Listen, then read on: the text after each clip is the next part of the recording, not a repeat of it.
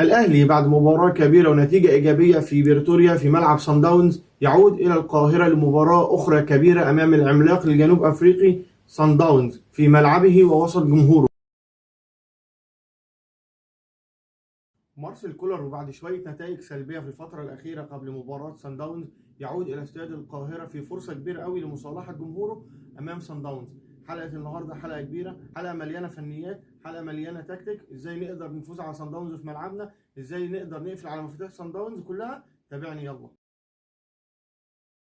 الاهلي وبعد ستاره دفاعيه في مباراه الذهاب قدر يقفل فيها على مفاتيح لعب صن داونز كلها، قدر يقفل في نص الملعب على موكوينا واليندي، قدر يقفل على الشق الهجومي لشالويلي وروبيرو، قدر يقفل كمان على الاظهره، قدر يشل حركه صن داونز كلها. بس هل هي دي الطريقه اللي هيلعب بيها الاهلي في القاهره؟ ما اعتقدش.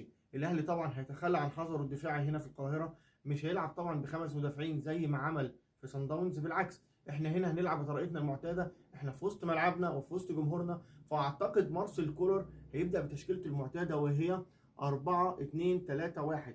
اعتقد هيستغنى خالص عن ياسر ابراهيم، هيبدا يرجع تاني بالاربعه في خط الدفاع بالاعتماد طبعا على رامي ربيعه واشرف داري ومحمد هاني ومصطفى العش. في نص الملعب اعتقد هيعتمد على مروان عطيه، واعتقد هيعتمد كمان على احمد رضا بعد الاداء المذهل اللي عمله في ماتش الذهاب.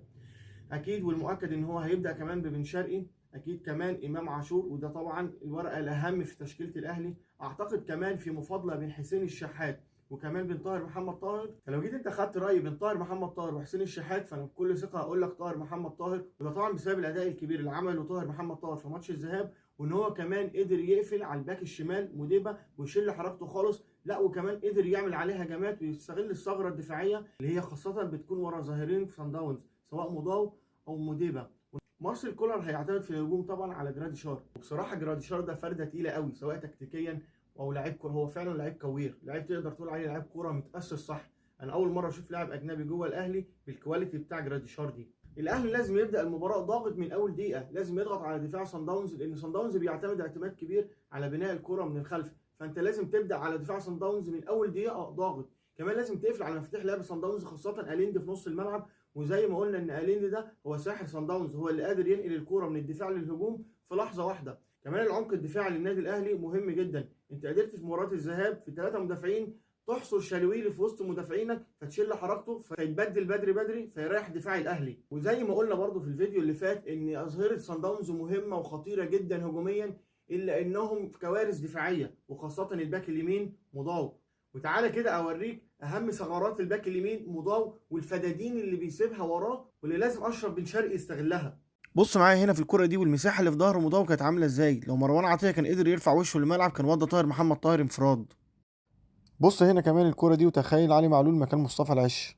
الاهلي كمان لازم يستغل عمق صن داونز اللي بيتضرب بسهوله، عشان كده وجود احمد رضا وامام عاشور مهم جدا جدا في الملعب طبعا مع وجود جراديشار في عمق دفاع صن داونز اللي بيقدر يتضرب بسهوله، واحمد رضا وامام عاشور يقدروا يلعبوا كرات بينيه كتير قوي في عمق صن داونز. كمان باكين النادي الاهلي لازم يكون ليهم دور كبير قوي في المباراه سواء مصطفى العش او محمد هاني، خصوصا ان دفاع صن داونز ضعيف في الكرات العرضيه والكرات الثابته، وده طبعا في اكتر من كره في ماتش الذهاب كره عرضيه لو كان في فعلا تركيز من مهاجمين الاهلي كنا قدرنا نطلع باهداف. ما تنساش برضو يا صديقي زي ما قلت لك قبل كده ان صن داونز فريق كبير ما بيفرقش معاه هو بيلعب جوه ملعبه او بره ملعبه. اتوقع يا صديقي ان صن داونز هيكون بادئ المباراه بيضغط عليك عادي جدا، هيبدا المباراه فاتح ملعبه، عشان كده مهم جدا جدا جدا ان الاهلي يخمد ثوره صن داونز دي في الاول في ان هو يضغط عليه من اول دقيقه. صن داونز خلي بالك فريق لما بيتضغط عليه من اول دقيقه او بيتضغط عليه بشكل عام بيتوتر وبيفقد كمان الريتم بتاعه وبيفقد كمان طريقه اللعب. مباراه مهمه جدا، مباراه مهمه جدا للاعبي الاهلي، مباراه مهمه جدا لمارسيل كولر، لان مفيش فرصه احسن من كده مارسيل كولر يقدر يثبت بيها اقدامه ويقدر كمان يكتب بيها بدايته مع الجماهير من اول وجديد. بالتوفيق لمارسيل كولر، بالتوفيق للاعيبه الاهلي. لعيبه الاهلي قدام فرصه تاريخيه هيتكتب اسمهم في التاريخ بانهم اول جيل يحقق 3 دوري ابطال افريقيا ورا بعض. ان شاء الله الفوز يكون حليف النادي الاهلي، ونتقابل ان شاء الله في لايف بعد المباراه. سلام.